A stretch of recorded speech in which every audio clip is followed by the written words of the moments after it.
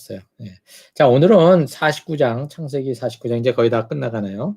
49장 1절에서 12절까지입니다. 49장 1절에서 12절. 우리 한번 같이 읽어보도록 하겠습니다. 야곱이 아들들을 불러놓고서 일렀다. 너희는 모여라. 너희가 뒷날에 겪을 일을 내가 너희에게 말하겠다. 야곱의 아들들아, 너희는 모여서 들어라. 너희 아버지 이스라엘이 하는 말에 귀를 기울여라. 루벤아, 너는 나의 맏아들이요 나의 힘, 나의 정력의 첫 열매다. 그 영예가 드높고 그 힘이 드세다. 그러나 거친 바다와 같으므로 또 내가 아버지의 침상에 올라와서 내 아버지의 침상을 더럽혔으므로 내가 으뜸이 되지는 못할 것이다. 시몬과 레위는 단짝 형제다. 그들이 휘두르는 칼은 난폭한 무기다. 나는 그들의 비밀 회담에 들어가지 않으며 그들의 회의에 끼어들지 않을 것이다. 그들은 화가 난다고 사람을 죽이고 장난삼아 소의 발목 힘줄을 끊었다. 그 노여움이 혹독하고 그 분노가 맹렬하니 저주를 받을 것이다. 그들을 야곱 자손 사이에 분산시키고 이스라엘 백성 사이에 흩어버릴 것이다. 유다야, 너의 형제들이 너를 찬양할 것이다. 너는 원수의 멱살을 잡을 것이다. 너희 아버지의 아들들이 내 앞에 무릎을 꿇을 것이다. 유다야, 너는 사자 새끼 같을 것이다. 나의 아들아, 너는 움킨 것을 찢어먹고 굴로 되돌아갈 것이다. 엎드리고 웅크리는 모양이 수사자 같기도 하고 암사자 같기도 하니 누가 감히 범할 수 있으랴. 임금의 지휘봉이 유다를 떠나지 않고 통치자의 지휘봉이 자손 많은데 이를 것이다. 권능으로 그 자리에 앉을 분이 오시면 만민이 그에게 순종할 것이다. 그는 나귀를 포도나무에 매며 그 암나귀 새끼를 가장 좋은 포도나무에 맬 것이다. 그는 옷을 포도주에다 빨며 그 겉옷은 포도주의 붉은 즙으로 빨 것이다. 그의 눈은 포도주 빛보다 진하고 그의 이는 우윳빛보다 휠 것이다. 오늘 여기까지죠? 예. 자, 이제 오늘 여기 이제 야곱의 유언인데, 여기에 보면은 야곱의 유언이라기보다도 야곱의 예언, 아들들을 향한 야곱의 예언이다. 이렇게 볼 수 있을 것 같아요. 예. 여기 지금 야곱의 아들들아라고 하면서 이제 귀를 기울이라고 했는데 여기 보면 루벤아, 너는 나의 맏아들이요 나의 힘, 나의 정력의 첫 열매다. 그러고서 이제 루벤에 대해서, 그 다음에 시몬과 레위에 대해서, 그 다음에 유다에 대해서 지금 여기에 이 네 형제는 지금 누구냐면은 그 레아, 그 첫째 딸이 있죠. 레아의 그 아들들이죠. 지금 이 네 아들에 대해서 지금 야곱이 예언을 하고 있는데 그 앞으로 일어날 일에 대해서 얘기를 하죠. 근데 사실 루벤에 대해서는 뭐라고 되면 너는 으뜸이 되지 못할 것이다 이렇게 얘기를 해요. 그 다음에 시몬과 레위를 두고는 뭐라고 얘기를 하냐면 여기에 그들이 그 세겜 땅에서 그 다말인가요? 그 미갈인가? 그쪽 여동생이요. 지금 헷갈리네. 여동생을 이제 겁탈한 그 세겜의 성의 아들이 결혼을 하겠다고 하는 것을 속여가지고 대신 어떻게 하라고 그랬습니까? 자기의 여동생과 결혼하려면은 할례를 받으라고 그렇게 해서 그 다음에 이제 할례를 다 그 성 사람들이 받으니까 와서 그 사람들을 다 죽여버렸죠. 그것에 대한 이제 얘기를 하고 있는 것입니다. 그래서 그들의 그 노여움이 혹독하고 그 분노가 맹렬하니 뭐라고 그러냐면 저주를 받을 것이다 이렇게 얘기를 했어요. 그래서 여기 시몬과 레위도 어떻게 되냐? 이 야곱이 하나님의 저주가 너에게 임할 것이다라고 지금 예언을 하고 있는 거죠. 그리고 이제 유다에 대해서는 아주 그냥 아주 정말 모든 미사의 요건은 다 이게 여기에 들어가 있습니다. 이렇게 지금 야곱이 자기 아이들에 대해서 지금 한 얘기들을 보면 우리는 이게 뭐 야곱의 축복이다라고 얘기하기가 좀 그렇게 뭐랄까 맞지가 않는 것 같아요. 근데 지금 여기에 지금 루벤에 대해서 이 루벤이 지금 자기 아버지의 그 첩 누구냐면은 누구였나 실바인가요? 그를 이제 범하지 않습니까? 범해서 아버지의 침상을 이제 더럽혔다고 이제 얘기를 하잖아요. 그래서 이 루벤이 장남인데도 불구하고 장남의 그 자리를 얻지 못한다는 얘기를 지금 여기서 하고 있습니다. 그리고 시몬과 레이도 이제 그 저주를 받아서 여기에 보면은 7절에 보면 야곱 자손 사이에 분산시키고 이스라엘 백성 사이에 흩어버릴 것이다. 이렇게 얘기를 했어요. 그리고 이제 유다가 이제 하나의 그 뭐랄까 그 어떤 장남으로서의 대를 잇는 것처럼 이렇게 얘기를 쭉 했습니다. 그리고 이제 여기 내용을 보면은 여기서 이제 누가 나타나냐면 왕이 이제 통치자가 나타날 것에 대한 얘기, 이런 얘기들이 쭉 여기에 되어 있죠. 네. 그런데 지금 야곱이 하고 있는 이 예언을 보면 야곱이 과거에 자기가 겪었던 그 아들들에 대한 상처, 이 상처가 그대로 지금 여기에 적용이 되고 있는 것을 보게 됩니다. 어쩌면 이 부분에 대해서 야곱은 자기 아들들이 저지른 이 문제에 대해서 야곱은 용서라고 하는 그 자리, 그래서 그것을 아들과 정리한 그러한 그 역사가 없었던 것을 이제 이렇게 보게 되는 것 같아요. 그래서 저는 지금 이 내용이 뭐랄까, 자 이렇게 지금 야곱이 했으니 이런 그대로 루벤이나 시몬이나 레위는 어떻게 된다? 야곱의 말대로 이제 저주를 받아 하나님의 저주 가운데 이제 살아갈 것이다. 이렇게 생각할 수가 있지 않습니까? 이게 또 예언이라고 했으니까요.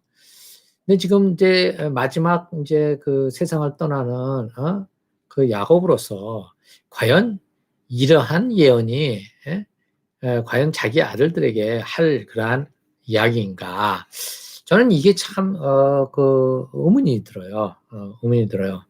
결국은 이 야곱은 처음에 태어나서부터 지금까지 하나님께서 이끌어 오신 자리, 그래서 어저께도 얘기했지만 하나님이 자기의 목자가 되었다는 얘기, 이러한 고백으로 감격을 하고 있지만 이 야곱이 벗어나지 못했던 것, 이것은 결국은 자기에게 어떤 상처를 입힌 이러한 부분들에 대해서 결코 이것이 놓여지지 않은 것들, 이것을 보게 된단 말입니다.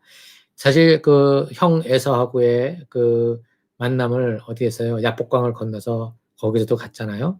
그런데 그때도 이 야곱은 어땠습니까?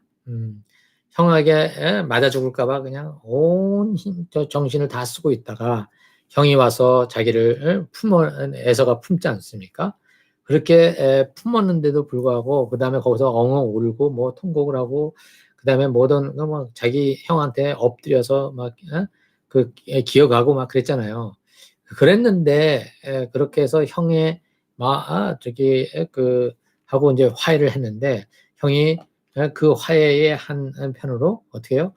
자기 그 사는 곳에 가서 거기서 우리 같이 식사를 베풀고 그렇게 하자. 사실 그 식사를 베푼다고 하는 것은 진짜 화해의 어떤 클라이막스거든요. 근데 야곱이 그것을 거절합니다. 그게 거절을 하고 그다음에 핑계를 대고서 있죠. 따라가지를 않아요. 그러고 나서 야곱이 형 에서랑 다시 만났다라고 하는 얘기가 성경에는 없어요. 이 야곱은 그런 면에 있어서 굉장히 어떤 뒤끝이 굉장히 길다, 이렇게 우리가 볼 수 있을 것 같아요. 자기가 사실은 그 형한테 상처를 줬던 거 아닙니까? 그러한 상황들이고, 근데 그게 이제 불편한 거예요. 그 다음에 여기 루벤이 자기 그 첩을 손을 건드린 것에 대해서도 뭐 진짜 그거는 뭐 한마디로 정말 고연 놈이죠. 그런데 그것을 사실 그 아들과 아들하고 그 부분에 있어서 명확하게 정리를 하지 않았다는 그런 느낌이 여기서 들고 있습니다. 여기에 야곱의 감정이 묻어나 있는 것을 우리가 볼 수가 있습니다.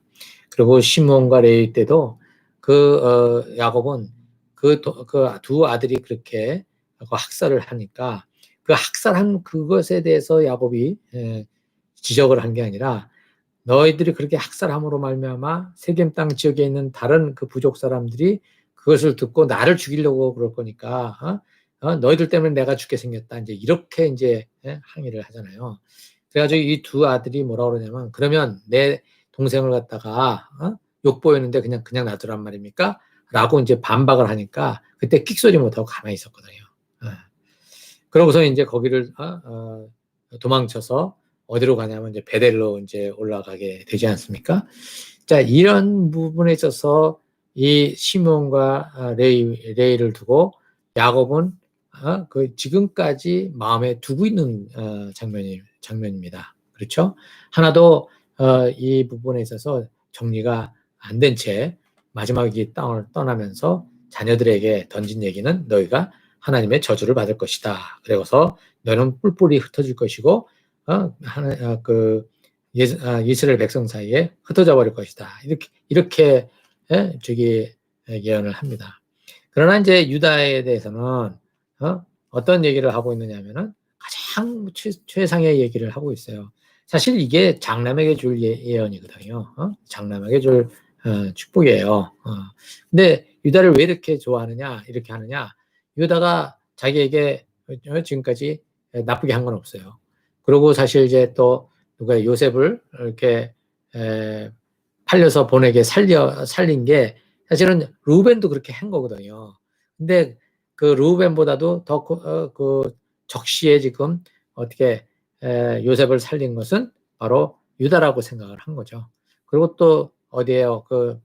그 형제들이 그 곡물을 얻으러 갔다가 베냐민을 이제 두고 이제 그 요셉하고 이제 이게 갈등이 있었을 때에 이 유다가 자기의 생을 자기를 갖다가 이렇게 희생시키는 그러한 장면이 나오지 않습니까? 그것 또한 뭐냐면 다 자기가 제일 좋아하는 요셉과 맞물려 있는 그러한 일에 이 유다가 연관이 되어 있고 그거에 대해서 뭐냐면 컨트리뷰션을 했다고 생각하니까 또 이렇게 좀 하고 있는 것이죠. 예. 자, 이런 장면을 보게 되면 여기에 그 아들들에 대해서 지금 던지고 있는 그 예언을 하는 이 요셉은 자기 아들들과 연관된 것이 지극히 자기 중심에서 나오는 것들이라고 저는 이게 보여지네요. 그래서 사실 그러면 이게 그대로 지금 야곱이 얘기한 대로 이루어졌느냐 그걸 한번 보게 되면 루벤이 어떻게 됐습니까?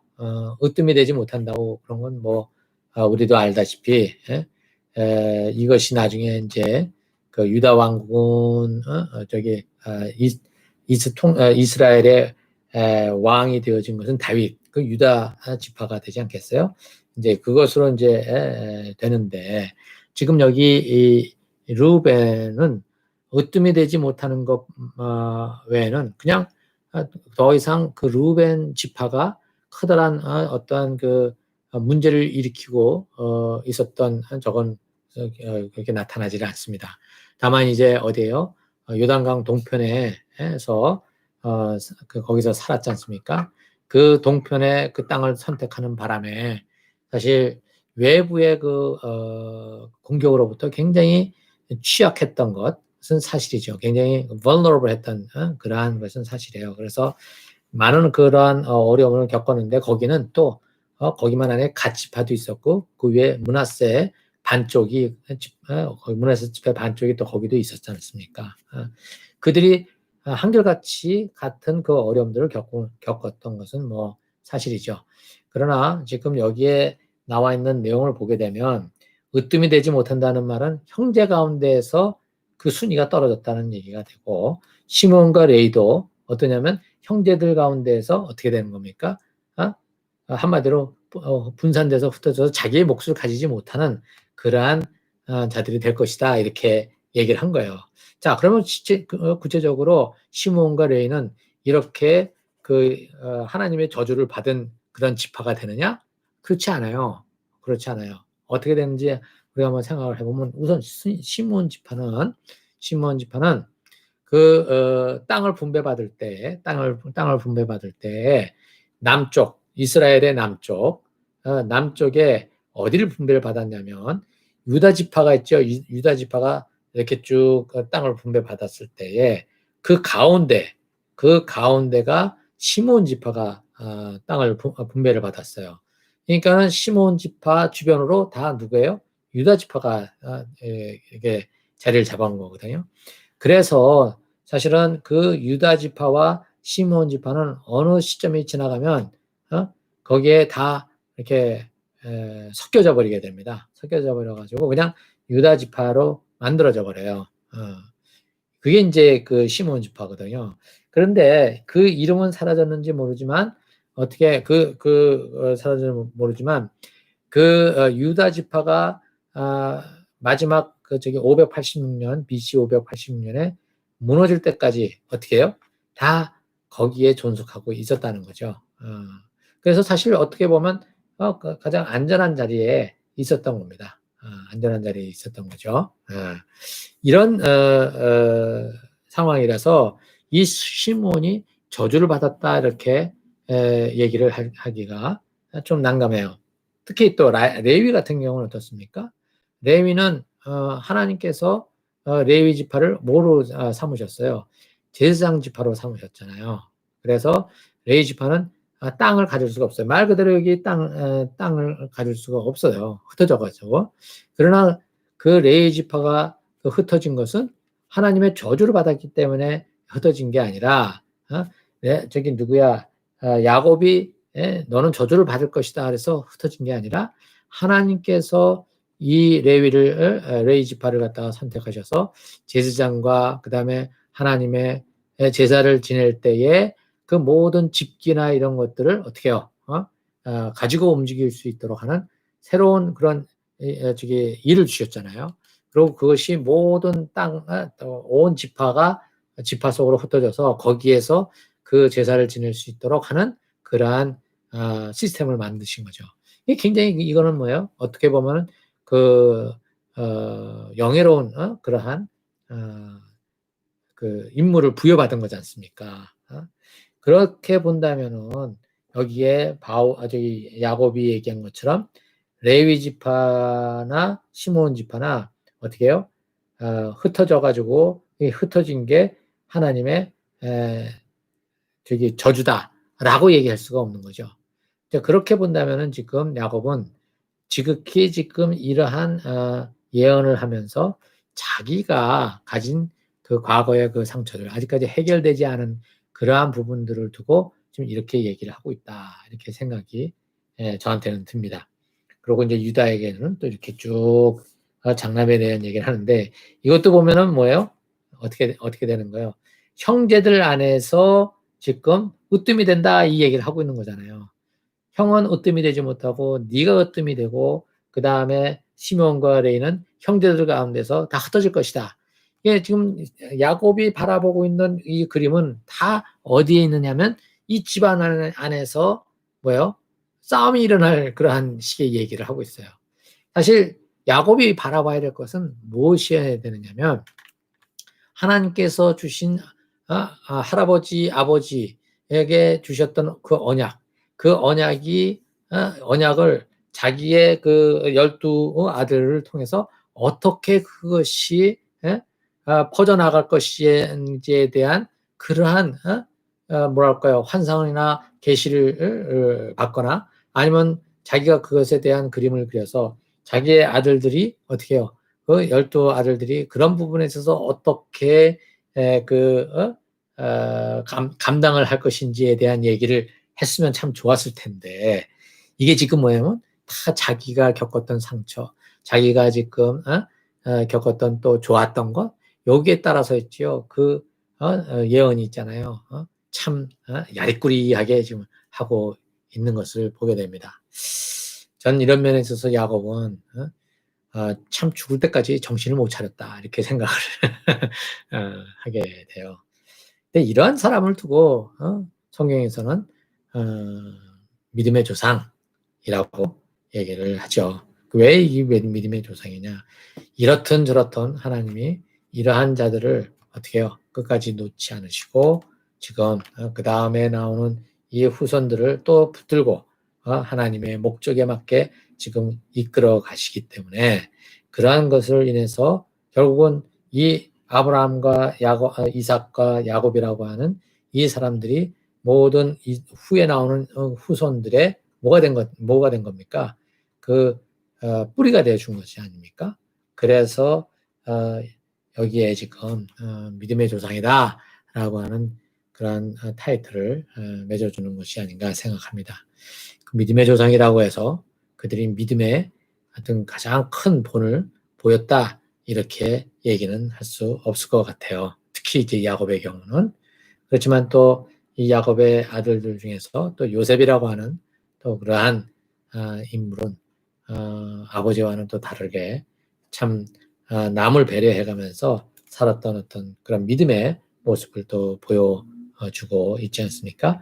자, 오늘은 이제 이런 부분들을 제가 여러분들하고 같이 나눠봤는데요.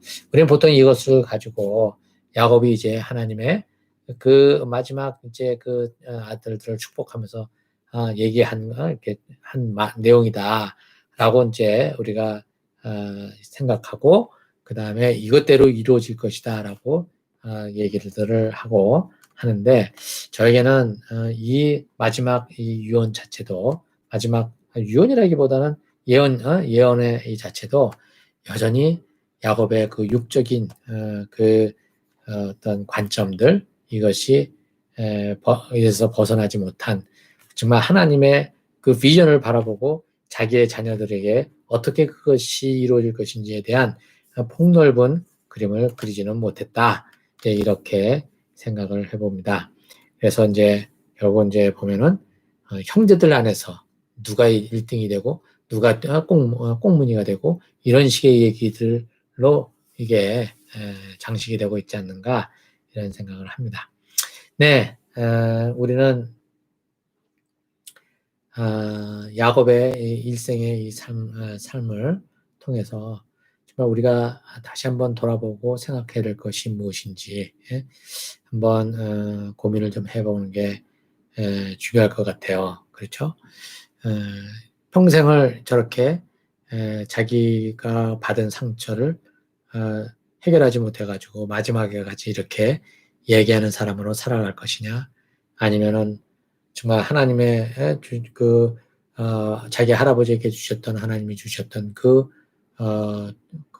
언약의 큰 꿈, 모든 민족에게 복이 될 것이다라고 했던 그것이 어떻게 자기 자손을 통해서 그런 복이 이루어질 것인지 이러한 그림들을 갖다가 그려볼 수 있었으면 참 좋았을 텐데 라는 생각이 듭니다. 네, 우리들도 우리가 가진 상처들 때문에 그것에 연연하고 전전긍긍해서 그것에서 벗어나지 못한 어떠한 태도를 취하거나 그러기보다는 좀 더 하나님이 우리에게 주시는 그러한 그림이 무엇인지를 보고 우리에게 상처 내가 나한테 불편했던 것들 이런 것들을 잘 정리하고 또 그들에게 또 이렇게 축복을 해줄 수 있는 어떤 그러한 일이 일어났으면 좋겠어요. 특히 가족 가운데, 가족 안에서, 그 다음에 또 본다면 교회 공동체 안에서 그런 것들이 좀 이렇게 해소되고, 그 다음에 그들을 놓고 하나님이 어떠한 비전을 가지고 계신지 또 큰 그림들을 보고 그렇게 기도해 줄 수 있는 우리 지체들이 되었으면 좋겠습니다. 네, 오늘은 여기까지 나누기로 하고요. 같이 기도하겠습니다. 사랑의 하나님 아버지, 야곱이 이렇게 자녀들을 두고 예언하는 장면을 보면서 참 뭔가 불편하고 찜찜한 마음이 듭니다. 결국은 자기가 경험했던 그 울타리를 벗어나지 못하고 하나님이 이 자녀들을 이렇게 주시고 그 다음에 이끌어가게 하신 그 원대한 그림을 자기의 할아버지와 아버지에게 주셨던, 그리고 자기에게 주셨던 그러한 그 언약의 그 비전을 보지 못한 우리 야곱의 이런 연약한 모습이 눈에 들어옵니다. 아버지 하나님,